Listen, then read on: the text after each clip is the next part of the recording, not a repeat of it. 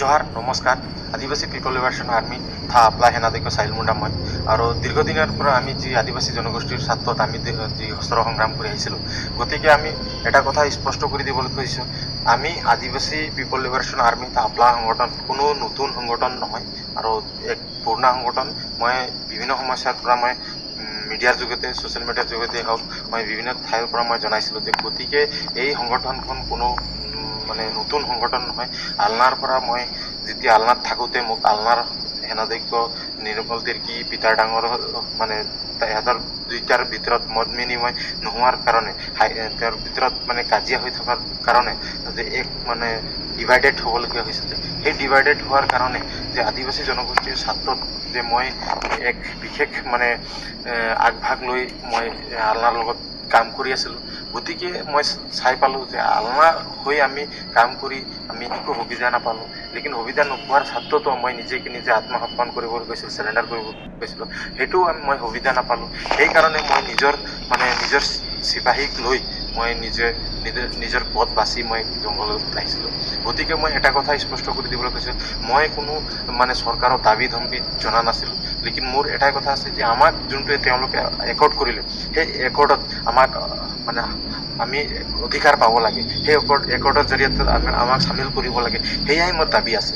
আৰু গতিকে অসমৰ জনগোষ্ঠীৰ আদিবাসী জনগোষ্ঠীৰ স্বাৰ্থত অসমৰ আদিবাসী জনগোষ্ঠীৰ স্বাৰ্থত আমি যি অস্ত্ৰ সংগ্ৰাম কৰি আহিছিলোঁ দীৰ্ঘদিনৰ পৰা, সেই সমস্যা সমাধান কৰিবলৈ ক্ষেত্ৰত আমি মানে জংঘলত অহাৰ উদ্দেশ্য নহয়।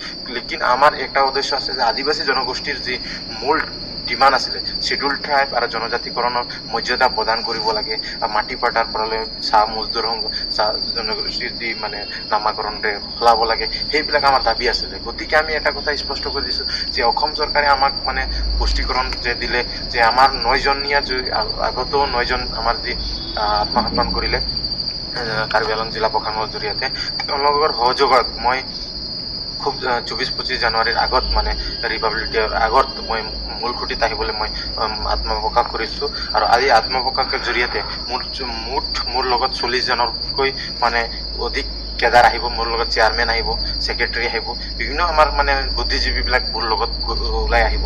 আৰু মই এটা কথা স্পষ্ট কৰি দিব বিচাৰিছোঁ, আমি মানে কাৰ্বি আংলং জিলা আৰু কাৰ্বি আংলং EM তুলিৰাম ব্ৰাহ্মণ ডাঙৰীয়াক আমি মানে ধন্যবাদ জ্ঞাপন কৰিছোঁ যে তেওঁলোকে আমাক সুযোগ প্ৰদান কৰিলে আৰু তেওঁলোকে আমাক মানে আমাৰ বৰজান সমষ্টিৰ MAC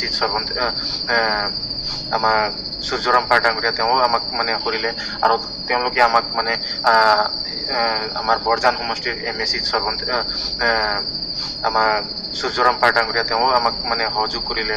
কাৰ্বি আংলঙৰ BJP প্ৰেচিডেণ্ট তেওঁলোকে মানে আমাক মূল খুঁটিত ল'বলৈ কাৰণে এক বিশেষ আশা প্ৰদান কৰিছে, আৰু সেই জৰিয়তে আমি 24-25ৰ ভিতৰত আমি মূল খুঁটিত আহিবলৈ আমি আত্মপ্ৰকাশ কৰিছোঁ। আৰু গতিকে আমাক কাৰ্বি আংলং জিলা প্ৰশাসন আৰু কাৰ্বি আংলঙৰ যি IB ব্ৰাঞ্চ আছে তেওঁৰ সহযোগত আমি মূল খুঁটিত আহিম, যি খুব কম সময়ৰ ভিতৰত মানে 24-25 জানুৱাৰীৰ ভিতৰত আমি মূল খুঁটিত আহিম।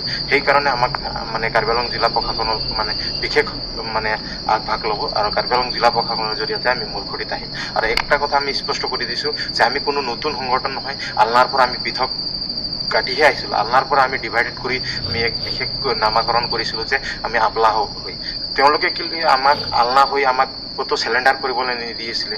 আমাক আলনা হৈ ক'ত বা আমি চেলেণ্ডাৰ কৰিবলৈ যায় আমাৰ ল'ৰাক তেওঁলোকে এৰেষ্ট কৰাই দিয়ে, আমাৰ ল'ৰা নহয় কৈ, সেইভাৱে আমি মানে নিজৰ এটা নামাকৰণেৰে আমি মানে নিজৰ ল'ৰাবিলাকক মূল খুঁটিত মানে নিজৰ মানে চৰকাৰৰ ওচৰত আত্মপ্ৰকাশ কৰি আমি যে আমাৰ নিজৰ আপলা নামাৰে আমি আত্মসমৰ্পণ কৰিম আৰু মুখ্য ধাৰাত জুৰিম, আৰু শান্তি আলোচনাৰ জৰিয়তে আমি আদিবাসী জনগোষ্ঠীৰ যি মূল সমস্যা আছে সেই সমস্যা সমাধান কৰিম বুলি আশা প্ৰদান কৰিছোঁ। আৰু অসমৰ যি DGP ভাস্কৰজ্যোতি মহন্তক ধন্যবাদ জ্ঞাপন কৰিছোঁ, আৰু স্পেচিয়েল GP সিং ডাঙৰীয়াক আমি ধন্যবাদ কৰিছোঁ। তেওঁলোকে আমাক বিশেষ সুবিধা দিছে যে মূল খুঁটিত আহিবলৈ কাৰণে বিশেষ ধন্যবাদ। যে জয়